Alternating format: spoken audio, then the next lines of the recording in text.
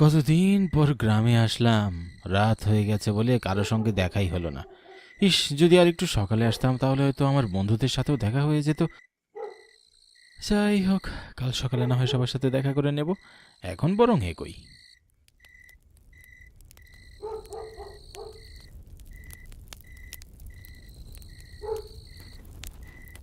দাদা, দেখি একটা ছোট করে চা দাও তো। তা এত রাত হয়ে গেছে, তুমি দোকানপাট বন্ধ করোনি কেন?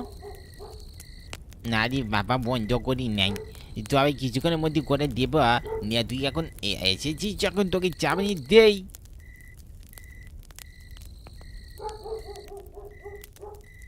দাদিপু, তুমি এত রাতে কোথা থেকে আসছো? দাদা, আমার তো কলেজ ছুটি দিয়েছে, তাই আমি বাড়ি ফিরছি।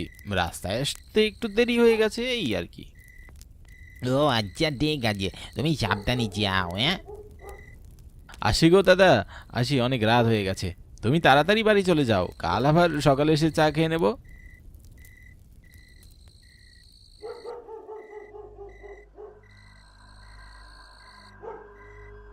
কত বড় তেঁতুল গাছ! এ নাকি দিনের বেলাতেও ছায়া দেয়, আর রাত হলে তো কারো ছায়াই টেকে না। মনে হয় ভুতুড়ে গাছ। তবে আমার ভয় না পেলেই চলবে। আহ আহ আগুন আগুন পুড়ে গেলাম। আগুন পুড়ে গেলাম, বাঁচাও, আমাকে বাঁচাও, কেউ আছো? এরা আমাকে মেরে ফেলছে, বাঁচাও। কে ওখানে? ও, ওখানে তো কল্যাণীকে মেরে ফেলেছিল, মনে পড়েছে। তবে কি এখনো তেঁতুল গাছের নিচে আগুনে পোড়া কল্যাণীর আত্মা ঘুরে? গা ছমছম করছে ঠিকই।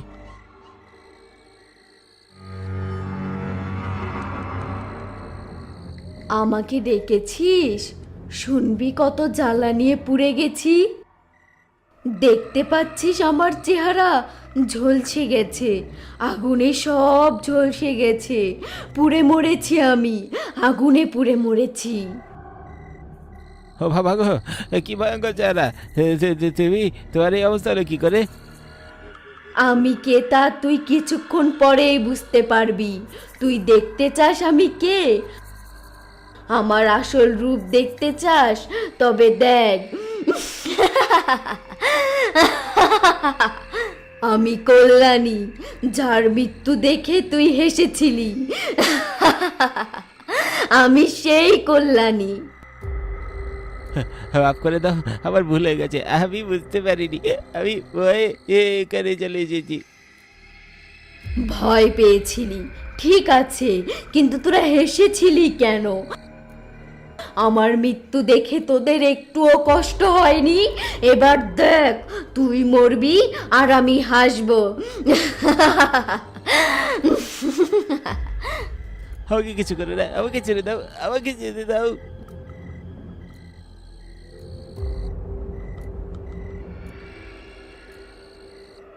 হাসবো, এখন আমি হাসবো, মন খুলে হাসবো।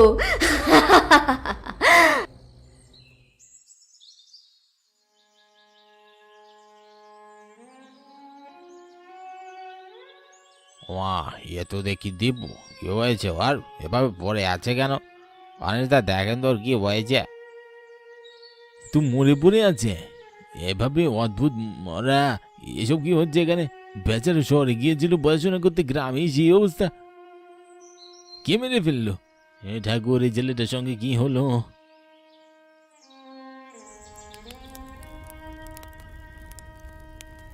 তেঁতুল গাছের নিচে দেওয়াল লাশ মেলেছে, চোখ খোলা, গলা এক পাশ থেকে ভেঙে আছে। আমি আর গণেশ ওই দিক দিয়ে যাচ্ছিলাম, তখনই দেখি এই অবস্থা। বেচারাকে দেখে মনে হচ্ছিল যে কেউ আর ঘর মটকে দিয়েছে, এমন ভাবে ঘাড় ভেঙেছিল। আহারে, কতই না কষ্ট হয়েছে।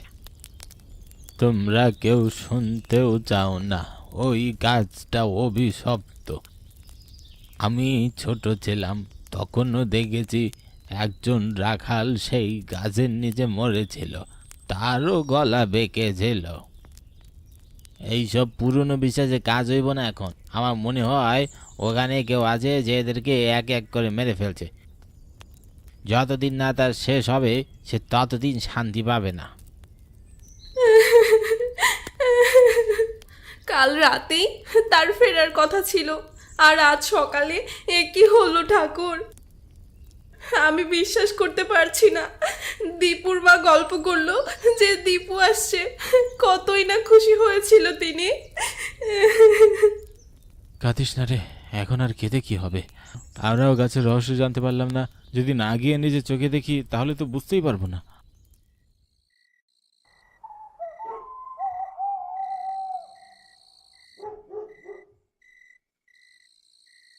যদি কেউ পড়ে শুনে রেখো, এই গাছের নিচে আমি পড়েছিলাম। কল্যাণী নাম ছিল আমার। আমি এক ব্রাহ্মণ বাড়ির মেয়ে, ভালোবেসেছিলাম এক দরিদ্র কাঠুরিকে। সেই অপরাধে সমাজ আমার গায়ে কেরোসিন ঢেলে আগুন জ্বালিয়ে দেয়। গাছটা ছিল সাক্ষী। আমি শান্তি পাইনি, সবাই হেসেছিল, কেউ আমাকে বাঁচায়নি। ভগবান, ও তো শুধু ভালোবেসেছিল, ওর তো কোনো দোষ ছিল না। ভালোবাসে কি অপরাধ আমরা দেখেছিলাম, তখন বুঝতে পারিনি। বেচারা কত কষ্ট নিয়ে মারা গেছে জয়।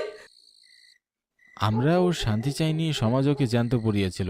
এখন ওর আত্মা শান্তি চায় না, প্রতিশোধ চায়। তাই সে শুধু ছেলেদেরকেই মারছে যারা ওর ভালোবাসাকে উপহাস করেছিল। দীপু হয়তো কিছু বলেছিল। আমরাও তো হেসেছিলাম, আমরা তো কিছু বলিনি। তবে কি আমরাও?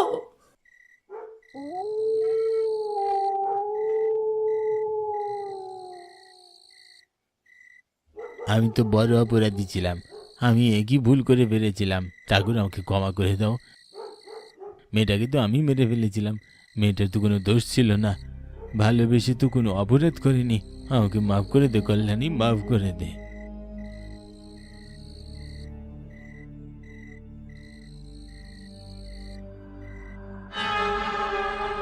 কে কে কে কে কে ওখানে? গণেশ, জয়, রঞ্জনা, কোথায় তোরা? দেখ ওখানে কে। না না, তুই মরেছিস কল্যাণী, আমি কিছু করিনি। আমি তো ভুল করেছিলাম, আমাকে কিছু করিস না, মাফ করে দে আমায়।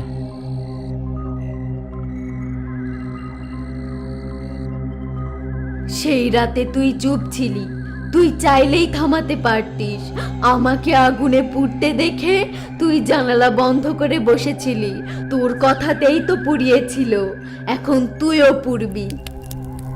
আগুন আগুন, পড়ে গেলাম রে, জ্বলছে গেলাম রে, কেউ বাঁচাও।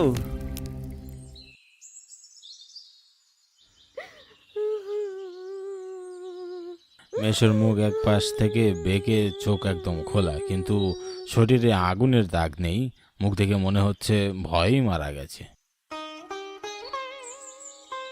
কল্যাণী একে একে সবাইকে নিচ্ছে। এবার আমরা কিছু না করলে আমাদেরও সময় আসবে। আমাদেরকে ওদের হাত থেকে কে বাঁচাবে? যারা যারা কল্যাণীর মৃত্যুর সঙ্গে জড়িত, সবাইকে কল্যাণী মারবে। আমরা আজই যাব ওর কাছে মাপ চাইতে।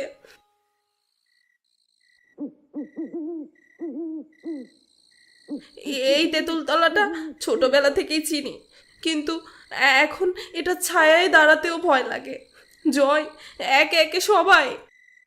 আমরা মুখ ফিরিয়েছিলাম রঞ্জনা, কল্যাণীকে ওরা পুরাচ্ছিল। আমরা বাড়ির পিছন থেকে দেখছিলাম, কিছু বলিনি। আমরা বললে হয়তো ও বেঁচে যেত। আমরা হেসেছিলাম, আমরা মজা নিয়েছিলাম, তাই আমাদের আজ এই দশা। আমি আমি তো শুধু ভয় পেয়েছিলাম জয়। আমি কিছু বুঝতে পারিনি তখন। আমাদের আসলে এটা ঠিক করা হয়নি। আমাদের উচিত ছিল তাকে বাঁচানো। আমরা তাকে না বাঁচিয়ে কতই না হেসেছিলাম। আজ আমাদের কে রক্ষা করবে? তোমরা এসেছো মুখোমুখি হতে, এখন মাপ চাইতে এসেছো। আমি কাউকে মাফ করব না। যখন আর কেউ বাকি নেই, তখন তোরা নিজে হেঁটে এসেছিস। এসেই যখন গেছিস, তবে এবার তোদের আর রক্ষে নেই।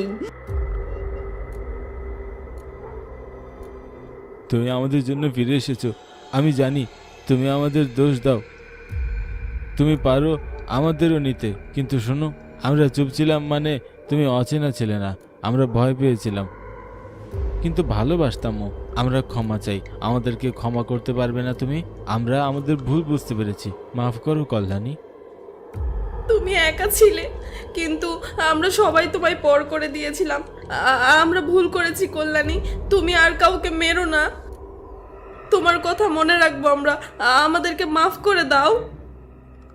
আমি সেই মেয়ে যাকে এক রাতে গ্রামের কাঠুরেকে বিয়ে করার অপরাধে জ্বালিয়ে দিল। কিছু পুরুষ শুধু চেয়ে চেয়ে দেখেছিল, আর আমি পোড়ার আগে দেখেছি তুমি জানালার পাশে দাঁড়িয়ে আমার দিকে তাকিয়ে মুখ ফিরিয়েছো।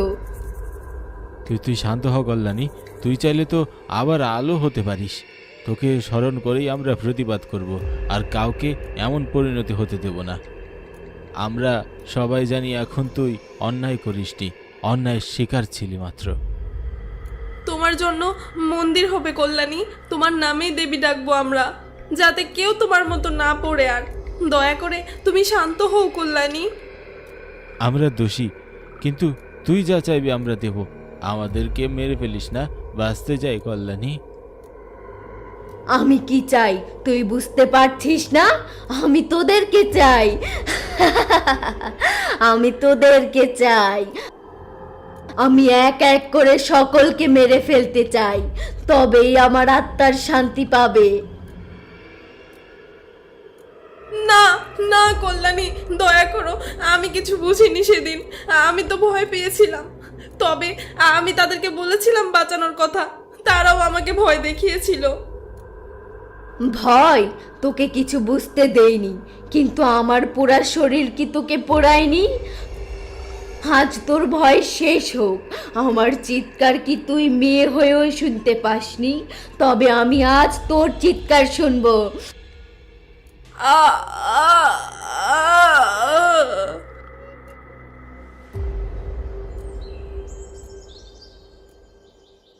কিরকম যেন লাগছে গো গণেশ, তেঁতুল গাছটার পাশ দিয়ে যেতে ভালো লাগছে না।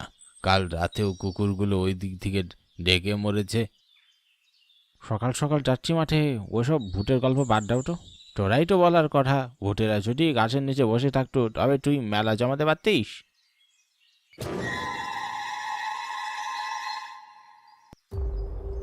ওইটা কি মানুষ নাকি? চলো তো কাছে গিয়ে দেখি আসলেই মানুষ কিনা।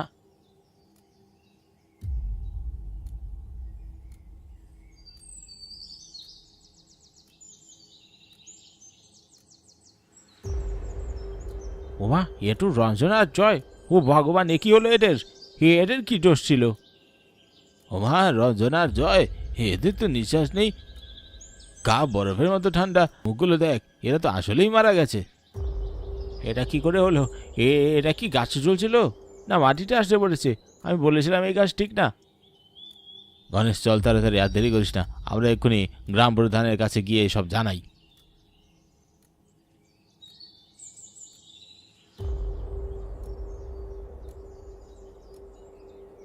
গ্রাম প্রধান বাবু, ও গ্রাম প্রধান বাবু, আর দেরি করলে চলবে না, সর্বনাশ হয়ে গেছে। তাড়াতাড়ি চলুন, একটার পর একটা কি যে হচ্ছে গ্রাম প্রধান বাবু। গ্রাম প্রধান বাবু, ওই গাছের নিচে যা দেখলাম, ওটা শুধুই মৃত্যু না, ওখানে অভিশাপ জমে আছে। কি হয়েছে? তোরা কি বলছিস এসব? আমি তো কিছুই বুঝতে পারছি না। শান্ত হো তোরা আগে, আর কি হয়েছে খুলে বল। আমাদের কিছু বলার ভাষা নেই গ্রাম প্রধান বাবু, আপনি আমাদের সঙ্গে গিয়েই দেখুন। ওই তেঁতুলতলা তো আমাদের জন্য অভিশাপ হয়ে দাঁড়াচ্ছে, একে একে সবাইকে কেড়ে নিচ্ছে। এবার তো জয় আর রঞ্জনা ছাড় পেল না, তাদেরকেও মেরে ফেলেছে। আমরা দুজন সকালে যাওয়ার সময় ওদের লাশ দেখতে পেলাম, এবং তাড়াতাড়ি আপনার কাছে ছুটে এসেছি। চলুন চলুন, একটু ব্যবস্থা গ্রহণ করতে হবে, নাহলে গ্রামকে আর বাঁচানো যাবে না। কি বলছিস কি তোরা? আরে রঞ্জনা আর জয়, এরাও রক্ষা পেল না, এদের রক্ত নিতে হলো। আগেও বলেছিলাম কল্যাণী শান্ত হয়নি, পুরোহিতকে খবর দিতে হবে আজই। এ সময় আর কে যাবে? আমি আর মোটু ঠাকুর গিয়ে বরং পুরোহিতকে নিয়ে আসি। আমি বরং গ্রামবাসীকে নিয়ে লাশগুলো সরানোর ব্যবস্থা করি। তবে আমরা যাই এখন।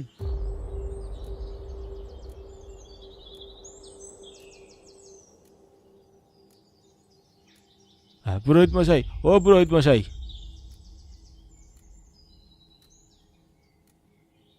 তেঁতুল গাছে নিজে আজও দুজন মারা পড়েছে, রঞ্জনা আর জয়। ভোরে আমরা ওদের খুঁজে পেয়েছি। কি বলছিস কিন্তু না, আমি কটা দিন ধরে এইসব তো শুনছি। ওই গাছটা ভালো না গুরুজি? আগে ডিপু, তারপর পাণ্ডু মেশো, এখন রঞ্জনা। কিছু একটা আসে, আমরা কি বুঝতে পারছি না। এর একটা সমাধান তো করতে হবে। একে একে সবাই শেষ হয়ে যাচ্ছে, আমরা এই সবার হতে দেখতে পারি না। তেঁতুল গাছের নিচে আগুনের গন্ধ আজও রয়ে গেছে। এবার শেষ করতে হবে, নয়তো সব শেষ হয়ে যাবে।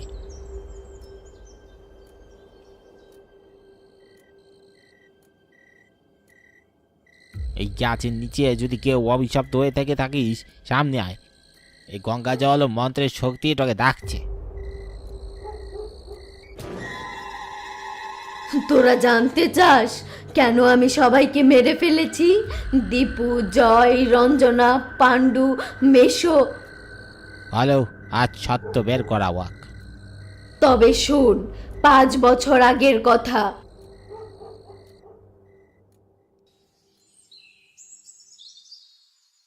রঘু, আমি তোমাকে ছাড়া কিছুই বুঝি না গো। হ্যাঁ, তোমার আর চিন্তা নেই কল্যাণী, এখন থেকে আমরা তো সবসময় একসঙ্গেই থাকবো। কি বললি তুই? এক কাঠোরে নিচু জাত গ্রামের লজ্জা। আমি তাকে ভালোবাসি মেশো, এবং আমরা বিয়ে করেছি। আমরা এখন শান্তিতে সংসার করতে চাই। তুমি দয়া করে আমাদের মধ্যে অশান্তি করো না। তোর লজ্জা করে না? তুই এত বড় ঘরের মেয়ে হয়ে কাঠুরিকে বিয়ে করেছিস, আমাদের আত্মসম্মান সব ধুলে মিচিয়ে দিলি। কে কল্যাণীচ্ছি, তুই এত বড় পাপ করেছিস, তোর একটা শাস্তি তো অবশ্যই পেতে হবে। জ্যান্ত বুড়িয়ে দে এক্ষুনি।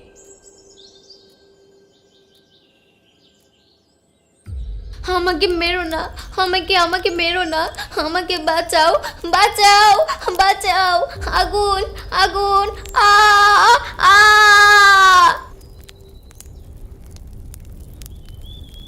বেশ করেছে, করো আরো কাঠুরিকে বিয়ে। ঠিকই বলেছিস, কি মজা, কি মজা, ভালোই লাগছে দেখতে। চুপ কর তো তোরা, আমার আবার এখন একটু কষ্ট হচ্ছে বেচারির জন্য। চল না একটু এগিয়ে গিয়ে ওদেরকে বাঁচাই।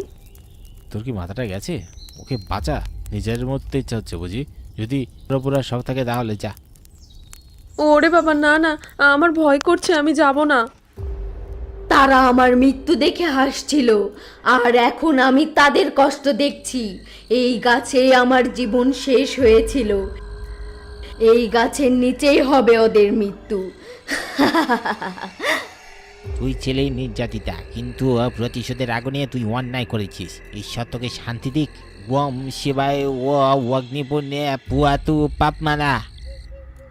যদি জন্ম নিতাম অন্য সমাজে, তাহলে কি আমাকে এমন করে পোড়ানো হতো?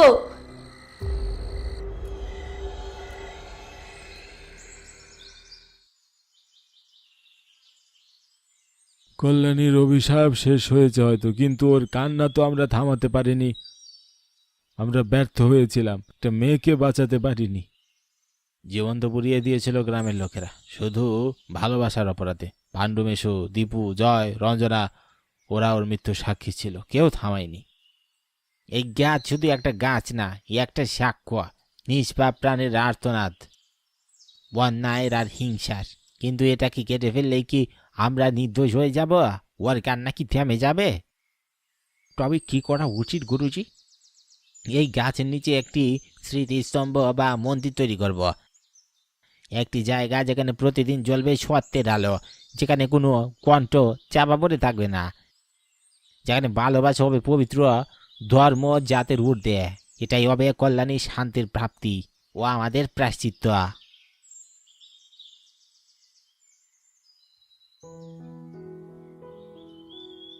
আজ আমরা কল্যাণীর স্মরণে এইখানে একটি মন্দির তৈরি করলাম। সে কোনো দেবতা ছিল না, সে ছিল এক সাধারণ মেয়ে, যার অপরাধ ছিল ভালোবাসা, আর আমাদের অপরাধ ছিল সেটা না বুঝা। এই মন্দির শুধু একটি মেয়ের স্মৃতি নয়, এক শপথ। আর কোনো কল্যাণী যেন গ্রামে না জন্মায় অভিশপ্ত হয়ে, আর কোনো ভালোবাসা যেন শাস্তি না পায় জাত আর ধর্মের নামে। এই মন্দির আমাদের চোখ খুলে রাখবে, হৃদয় নরম রাখবে। আমি আজ মুক্তি পেলাম, আমি আর কাউকে মেরে ফেলবো না। তোমাদের কাছে আমার অনুরোধ, কাউকে ভালোবাসার অপরাধে মেরে ফেলো না। ভালোবাসা ভুল না, তবে আমি বিদায় নিলাম।